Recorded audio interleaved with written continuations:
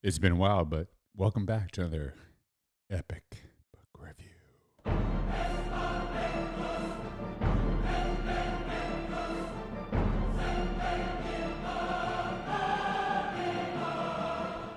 All right, this is George Couros. This actually isn't an epic book review, but I just want to play that song. It is a revisiting of a book that I read last year, probably around this time. I was actually training for the Disney Marathon, and I picked up a book, and it is called it is Run the Mile You're In by Ryan Hall, and the subtitle is Finding God in Every Step. Now, I don't really talk about my personal connection with religion or things like that, but I am a religious person somewhat. I try to be. I think as I've got older, I've become more religious. And so if you're like, I don't want to hear any book about religion, I find that it's, I don't know if it's a self-help book, but there's a lot of education lessons. There's a lot of leadership lessons, and a lot of personal growth lessons. So I'm really going to kind of focus on some quotes that have resonated with me. And the reason I'm bringing this up is because I just wanted to share some of these things because I have had quite the year. And I read this last year to help me and really get my mentality ready to run the marathon. And weirdly enough, it really, really helped. It made me think a lot about what I was focusing on. For example, one of the things that I remember distinctly about the book that helped me was that when you're really struggling during running, because it's typically a mental block that you're going to deal with before you deal with any physical block. You start questioning yourself, challenging yourself. The thing that Hall talks about is don't focus on the pain that you're going through at the moment. Focus on something that brought you joy or a success that you actually had. And I remember when I was running that race on the Disney Marathon, there's a point where you hit a wall, and my dog Odom at that time had recently just been diagnosed with cancer. Unfortunately passed away about a month after I completed the race. And that morning I got up super early, had to go to the race. I would walk him every day. There was a routine. And I remember he had cancer. He had a big mast cell cancer. And so it kind of bothered him. But that morning, for whatever reason, he came to the door to go for his walk. He's like, I know it's early, but we're not walking today. And I thought that just showed me that when you're really struggling with something, that he always kind of gave it his all, even though it wasn't necessarily the best moment for him at that time. And the reason I bring this up is because when I was struggling with that, when I was struggling with the race that day, I kept focusing on him wagging his tail at the door that morning. And not only did it actually help me get through the pain, it gave me a boost of energy. And I remember that was really something that I connected from the Ryan Hall book that really helped me in that race. So check out the book. It's in the link down below. But I'm just going to share a few quotes that resonate with me. And I'm really trying to find some time outside just to read. And so I have been reading a lot of financial books, leadership books, and I'm just not having it right now. I need something to get myself back on track. So I thought, I'm going to revisit, and it's been really, really helpful. So some quotes that stuck out to me. And the first one is this from Hall. I believe that we each have a mission to accomplish, and that we have been designed in such a way that we're not lacking anything to accomplish it. Everything we need is already inside us. We just have to find it and figure out how to cultivate it. There is a really powerful personal message there. And that's something that we often can look at other people and say, well, that person has this because of that. And I understand that. I would not say that I have the fastest metabolism, or I can eat whatever I want. I have to be very cautious. And so sometimes I get jealous of people that have that. There's always times in life where you can say, well, this person has this advantage, so that's why they can do it. First of all, you don't know.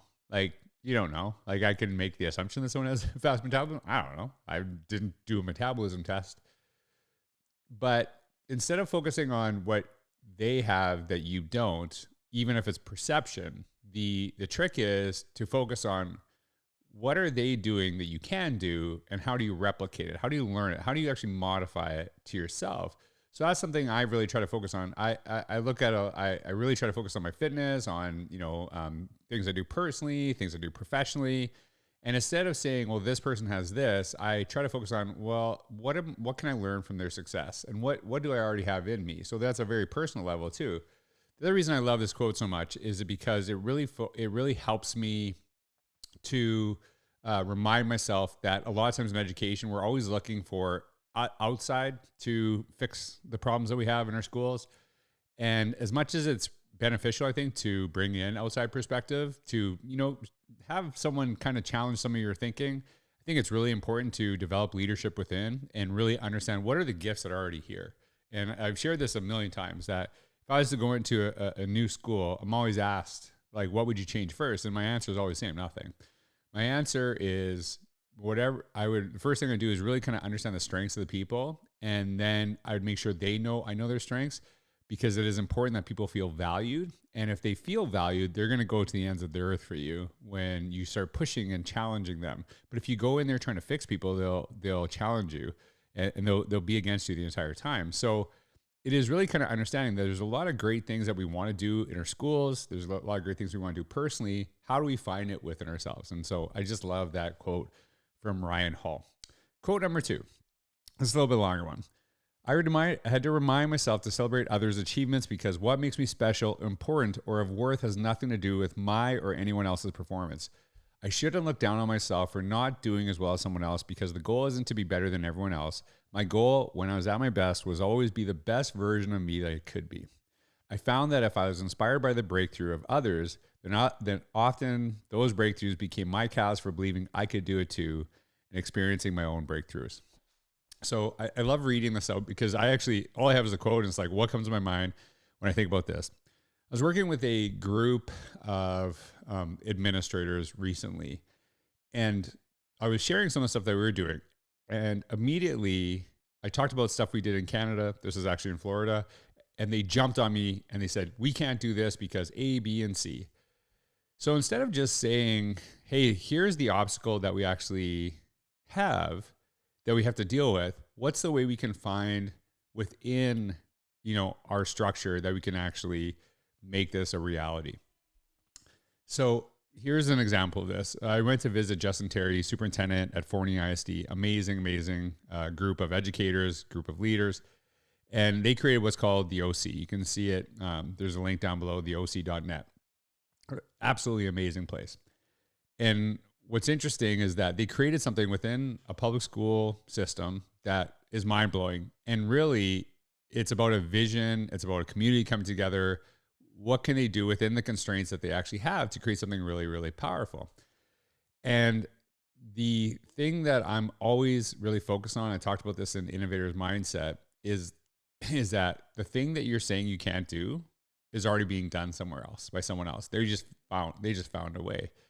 And Hall talks about basically, and I think it's a really compelling story, about the first person to actually break the 4-minute mile. I can't believe that is slipping my mind who it is, but you know the story. Basically, for thousands and thousands of years, every race, no one had ever broken the 4-minute mile. But then all of a sudden, one person does it, and then a few weeks later, somebody else does it, because once someone realizes that it can be done, then their mind starts to shift. It's the same thing personally, same thing professionally. Once you see someone else do this, but sometimes, I hate to tell you this, you got to be the first. You got to be the first. You got to do something that no one else has done. And it's your mentality towards this. I'll say the OC, it's a first. And it is already people trying to replicate it within their context, because now they know it can be done. So I think that's just a really powerful thing, whether it's personal, professional.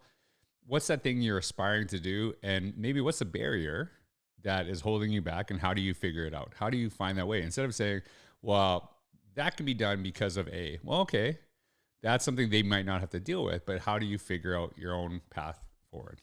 All right. Last one. This is a personal one. Sometimes our biggest victories aren't the races we win. Sometimes the personal battles we win along the way. There's a lot of really great quotes I highlighted in this book, but for whatever reason, I'm just kind of going through and I'm like, this one kind of stuck to me just because I'm reading this book right now. And I'm reading this book right now, not because I'm training for a race, but honestly, because I'm trying to get through the day. This has been one of the toughest years. People that are really close to me know how hard this year has been for me. We had our dog Odom died, then Cooper passed away not too long ago. And I have a lot to be grateful for, and I understand that, but sometimes it's okay just to be sad, just to say, like, I'm sad for what I lost.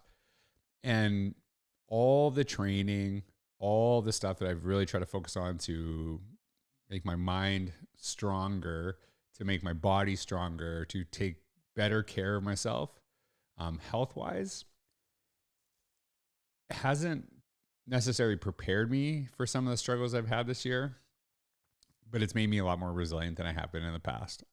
I have a long history of dealing with depression, and I know that some days I just want to sleep. I just want to stay in bed. I don't want to face the world, and it's really hard to get out. Now, I try to get up at the same time every day. Now I'm a notorious napper. Just want to put that out there.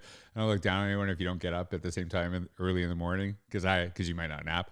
I'm a napper. Like, I could, pretty good napper. I could probably win. If that was a competition, I'd be top in the world. But I think for me, I nap because I'm just tired in the day, not because I'm terrified of the day. And I think that that's the personal battle. And sometimes you're not winning anything, but you're showing up, and that's a win. So yeah, there's all these big things. By the way, I didn't win the race. I didn't win the marathon, just in case you thought, well, he won. No, I didn't win the marathon either. That was a personal thing too.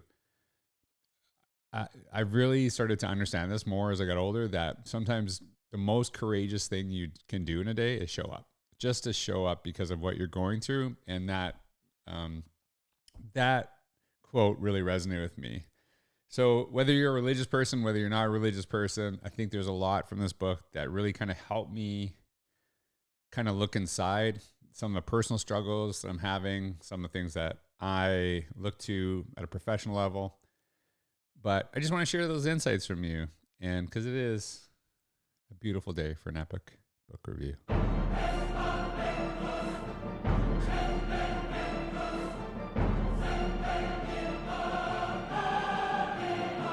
Thank you so much for being here. Thanks for spending part of your Sunday with me. I hope you have a wonderful day. Take care.